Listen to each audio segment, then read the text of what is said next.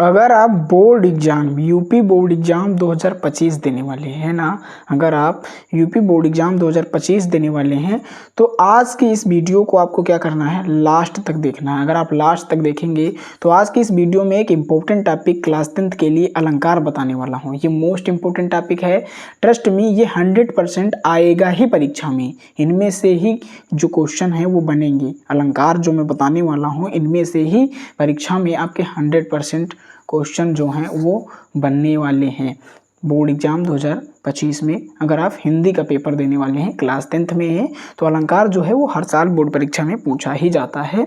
तो ये most important topic है। अगर आप इसको तैयार करते हैं देन आपकी जो तैयारी है वो बहुत ही बेहतर ढंग से हो जाएगी हिंदी की, है ना। तो आइए देखते हैं कि जो अलंकार हैं वो कौन कौन से हैं जिनको आपको क्या करना है, पढ़ना है ना। अलंकार तो बहुत सारे हैं लेकिन ये भी तो पता होना चाहिए कि क्लास 10th में पूछा क्या जाएगा, कौन सा अलंकार पूछा जाएगा, है ना। तो ये आपको पता होना चाहिए। ये कौन बताने वाला है, आज के इस वीडियो में मैं बताने वाला हूँ। तो वीडियो को आपको क्या करना है, लास्ट तक देखना है, कंप्लीट देखना है। और आपको क्या करना है, पेन और कॉपी साथ में लेके बैठना है, इसको नोट करना है और क्या करना है, याद भी करना है, ताकि आपकी तैयारी अच्छे ढंग से हो पाए, है ना। चलो आओ देखते हैं कि क्या है। देखो जो हमारा अलंकार है, सबसे पहला है उपमा अलंकार। ये उपमा अलंकार जो है, अगर मैं कहूँ कि आपके बोर्ड परीक्षा में कौन से अलंकार पूछे जाएंगे, तो पहला है उपमा अलंकार। कौन सा, उपमा अलंकार। और दूसरा क्या है, दूसरे की अगर बात की जाए तो रूपक अलंकार। और तीसरे की अगर बात की जाए, ये पहला हो गया, ये दूसरा, और तीसरे की बात की जाए तो कौन सा, उत्प्रेक्षा, है ना, उत्प्रेक्षा अलंकार। यही तीन जो अलंकार हैं वो आपको पढ़ना है। अगर आप किस में हैं, अगर आप क्लास 10th में हैं, है ना। अगर आप क्लास 10th में हैं तो आपको यही तीन जो अलंकार हैं, उपमा अलंकार, रूपक अलंकार, उत्प्रेक्षा अलंकार पढ़ना है। इन्हीं तीन अलंकारों में से जो क्वेश्चन है वो आपके बोर्ड एग्जाम में 2025 बोर्ड एग्जाम में बनेंगे, है ना। तो आइए देखते हैं, एक एक करके हम सभी को समझ लेंगे और तैयार कर लेंगे। तो देखो, पहला है उपमा अलंकार। उपमा अलंकार की अगर परिभाषा या लक्षण की बात की जाए तो वो क्या है, जहां किसी वस्तु या व्यक्ति की किसी अन्य वस्तु या व्यक्ति से समान गुणधर्म के आधार पर तुलना की जाए या समानता बताई जाए, वहां पे उपमा अलंकार होता है। अगर आपसे कहा जाए कि उपमा अलंकार कहाँ होता है, तो अगर जहां किसी व्यक्ति की समबडी, कोई भी व्यक्ति हो सकता है, उसकी किसी दूसरे व्यक्ति से तुलना करना है, कंपेयर करना है, किस आधार पे, समान जात के आधार पे, है ना। समान गुण धर्म या जात के आधार पे आपको क्या करना है, तुलना की जाए या समानता व्यक्त की जाए, तो वही को हम क्या बोलते हैं, वही को हम उपमा अलंकार बोलते हैं, है ना। तो यही उपमा अलंकार का लक्षण है कि जहाँ किसी भी व्यक्ति या वस्तु की किसी अन्य दूसरे वस्तु या व्यक्ति से क्या हो समान गुणधर्म के आधार पे तुलना की जाए या समानता बताई जाए या व्यक्त की जाए, तो उसी को उपमा अलंकार हम कहते हैं। आई होप आपको उपमा अलंकार की जो डेफिनेशन है वो समझ में आई होगी। उदाहरण की बात की जाए तो पीपर पात सरस मंडोला, ये उदाहरण है। और स्पष्टीकरण भी लिखना होता है आपको। अगर स्पष्टीकरण आप पूछ सकता है कि मान लो अभी यही उदाहरण दे और ऑप्शन वाइज पूछता है क्वेश्चन, अब तो और पूछे इसमें कि पीपर पात सरस मंडोला में जो स्पष्टीकरण है वो क्या है, अब उसमें से इन चारों में से कोई हेडिंग दे, क्या कहते हैं, विकल्प दे तो आप कंफ्यूज मत होइएगा, है ना। तो स्पष्टीकरण में देखो, जो उपमेय है वो क्या है, मन है। मन जो है उपमेय है। उपमान क्या है, पीपर पात, जो पीपर पात है उपमान है। और वाचक शब्द क्या है, सरिस है ना। और साधारण धर्म क्या है, डोला। तो आई होप आपको उपमा अलंकार का उदाहरण, परिभाषा, लक्षण और स्पष्टीकरण जो है वो समझ में आया होगा, है ना। चलो नेक्स्ट हम देखते हैं रूपक अलंकार। किसको देखेंगे, रूपक अलंकार क्या है उसको हम देखने वाले हैं, है ना। चलो देखो रूपक अलंकार क्या होता है।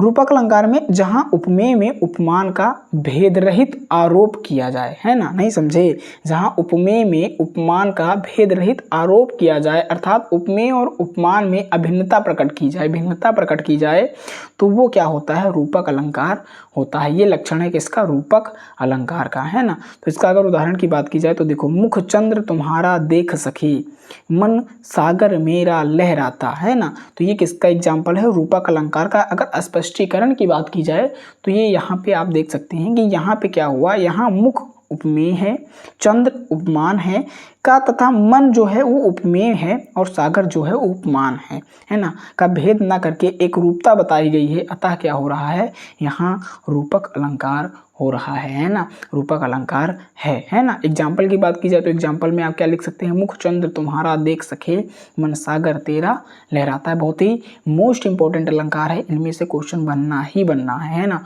तो आप क्या करेंगे, इन सारे क्वेश्चन को, इन सारे टॉपिक को, जो 3 अलंकार हैं आपके, कौन कौन से, फिर से रिपीट कर रहा हूँ, ये 3 अलंकार कौन कौन से हैं आपके, 3 अलंकार हैं, उपमा अलंकार, रूपक अलंकार और उत्प्रेक्षा अलंकार। इन तीनों अलंकार को आपको क्या करना है, तैयार कर लेना है, क्योंकि ये बोर्ड परीक्षा में आने वाले हैं अगर आप क्लास 10th के विद्यार्थी हैं, है ना। चलो देखते हैं इसके अन्य उदाहरण, अगर कहा जाए आपसे लिखने को या अन्य उदाहरण भी ऑप्शन में दे के पूछ ले तो क्या करेंगे आप। देखो पहला उदाहरण क्या है, चरण कमल बंदो हर्रा, ये किसका एग्जाम्पल है, ये रूपक अलंकार का ही एग्जाम्पल है। और अगर अन्य एग्जाम्पल की बात की जाए तो दूसरा एग्जाम्पल क्या हो सकता है, उदित उदय गिर मंच पर रघुबर बाल पतंग, तो ये दोनों अन्य उदाहरण हैं किसके, रूपक अलंकार के, है ना। तो आई होप आपको रूपक अलंकार क्या है, लक्षण परिभाषा समझ में आ गई होगी, और अगर बात की जाए इसके स्पष्टीकरण की तो ये भी समझ में आया होगा और उदाहरण भी आपको समझ में आ गया होगा। चलो नेक्स्ट अलंकार हम देखते हैं, उत्प्रेक्षा अलंकार। उत्प्रेक्षा अलंकार, है ना, ये भी मोस्ट इंपोर्टेंट अलंकार है, इनमें से भी क्वेश्चन बन सकते हैं। तो इन तीनों अलंकार को आपको क्या करना है, तैयार कर लेना। तो चलिए देखते हैं उत्प्रेक्षा अलंकार के लक्षण या परिभाषा क्या है, जहां उपमेय में उपमान की संभावना की जाए, क्या होता है, जहां उपमेय में उपमान की संभावना व्यक्त की जाए, पॉसिबिलिटी बताई जाए, वहां क्या होता है, उत्प्रेक्षा अलंकार होता है। जहां भी उपमेय में उपमान की, किसकी, उपमान की संभावना व्यक्त की जाए तो वो क्या कहलाता है, उत्प्रेक्षा अलंकार कहलाता है। इनमें क्या होता है, इनमें शब्द आते हैं मनु मानो, जनु जानो, मनोह जनोह। अगर ये शब्द आपको इसके उदाहरण में दिख रहे हैं तो आप फटाक से उत्प्रेक्षा अलंकार पे टिक कर सकते हैं, बता सकते हैं कि ये उत्प्रेक्षा अलंकार ही है, क्योंकि ये शब्द किसके वाचक हैं, उत्प्रेक्षा के वाचक हैं। ये 100% कन्फर्म बताएंगे कि अगर ये शब्द आ रहे हैं उदाहरण में, एग्जाम्पल में, तो ये उत्प्रेक्षा अलंकार ही होने वाला है। कौन कौन से शब्द, मन मानो, जन जानो, मनोह जनोह आदि उत्प्रेक्षा के वाचक हैं। तो ये शब्द अगर किसी भी एग्जाम्पल में आ रहा है, फॉर एग्जाम्पल ये लिखा हुआ है, सोहत ओढ़े पीठ पतु श्याम सलोने गात, मनो, देखो मनो शब्द आया, नीलमण शैल पर आतुप परियो प्रभात, तो ये मनो जो शब्द आया वो क्या हो रहा है, वो किसका है, ये उत्प्रेक्षा अलंकार को व्यक्त करता है ना। तो ये एक उदाहरण एक बार आप फिर से देख लेंगे, सोहत ओढ़े पीठ पटु श्याम सलोने गात और मनो नीलमल शैल पर आतप परियो प्रभात, ये किसका एग्जाम्पल है, उत्प्रेक्षा अलंकार का, है ना। स्पष्टीकरण की बात की जाए तो स्पष्टीकरण आप देख लेंगे, स्पष्टीकरण है, यहाँ पीला वस्त्र धारण किए हुए कृष्ण के श्याम शरीर उपमेय प्रस्तुत में प्रातःकालीन धूप से, है ना, जो पीला वस्त्र है किसका, श्री कृष्ण का, वो प्रातःकालीन में धूप से शोभित नीलमण शैल के समान, है ना, की संभावना व्यक्त की गई है ना, उपमान प्रस्तुत की गई है, अतः ये उत्प्रेक्षा अलंकार है। यहाँ पे संभावना की गई है किसकी, उपमान की, है ना, किसके समान, नीलमण शैल के समान, इसीलिए क्या हो रहा है, यहाँ पे कौन सा अलंकार है, उत्प्रेक्षा अलंकार है। अगर उत्प्रेक्षा अलंकार की हम नेक्स्ट दूसरे उदाहरण की बात करें तो क्या हो सकते हैं, देखो जो दूसरे उदाहरण है वो क्या हो सकते हैं, उनको देख लो। पहला है, मोर मुकुट की चंद्रिकानु यों राजत नंद नंद, है ना, मोर मुकुट की चंद्रकनु यों राजत नंद नंद, मनुष्य शेखर की अकस किए शेखर सतचंद, है ना। ये एग्जाम्पल किसका है, ये उत्प्रेक्षा अलंकार का। चलो दूसरा देखो, पुलक प्रकट करती है धरती हरित तृणों की नोकों से, मानो झूम रहे हों तर भी मंद पवन के झोंकों से, पुलक प्रकट करती है धरती हरित तृणों की नोकों से, मानो झूम रहे हों तर भी मंद पवन के झोंकों से। ये मोस्ट ऑफ इम्पोर्टेंट क्या है, एग्जाम्पल है किसका, उत्प्रेक्षा अलंकार का। आई होप आपको ये तीनों अलंकार कौन कौन से अलंकार, उपमा अलंकार, रूपक अलंकार और उत्प्रेक्षा अलंकार आपको समझ में आए होंगे। कमेंट में बताएंगे क्या आपको ये समझ में आए या नहीं आए, है ना। कमेंट आप लोग नहीं करते हैं तो कमेंट में आप बताएंगे कि ये अलंकार तीनों आपको समझ में आए या नहीं आए, क्या आप इसके एग्जाम्पल और स्पष्टीकरण समझ पाए या नहीं, है ना। तो क्या करना है आपको, इन सभी मीन्स इन तीनों अलंकार को तैयार कर लेना है, इनके उदाहरण, लक्षण, परिभाषा और जो अन्य उदाहरण है वो भी पढ़ लेना है, ताकि ये पता हो जाए, आप डिफरेंस निकाल सकें कि इन तीनों में जो एग्जाम्पल हैं वो कौन से किसके हैं, किस अलंकार के कौन से एग्जाम्पल हैं, है ना। चलो नेक्स्ट क्या है आपके लिए, नेक्स्ट ये है कि अगर आप 2025 बोर्ड एग्जाम की कंप्लीट तैयारी करना चाहते हैं ना, अगर आप क्लास 10th में हैं और अगर आप क्लास 10th में हैं और यूपी बोर्ड के छात्र हैं या अन्य बोर्ड के भी छात्र हैं और कंप्लीट आपको प्रिपरेशन करनी है, तो कुछ नहीं करना है आपको। YT चैनल मीन्स जहाँ पे ये वीडियो आप देख रहे हैं उसी के नीचे हमारे चैनल का क्या होगा, सब्सक्राइब बटन होगा, उस पर आपको क्या करना है, क्लिक करना है। और हमारे चैनल का क्या नाम है, द बोल्ड कोचिंग। आप इस वीडियो को कहाँ देख रहे हैं, the bold coaching YouTube channel पर देख रहे हैं, तो उसको क्या करना है, सब्सक्राइब कर लेना है।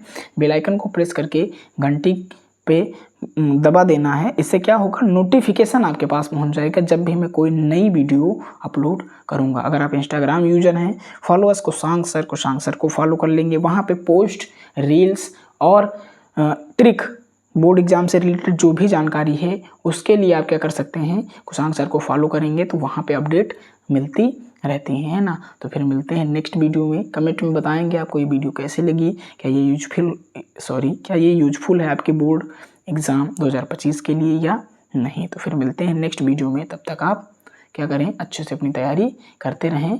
नई वीडियो में मैं लेके कोई नया टॉपिक आता हूँ।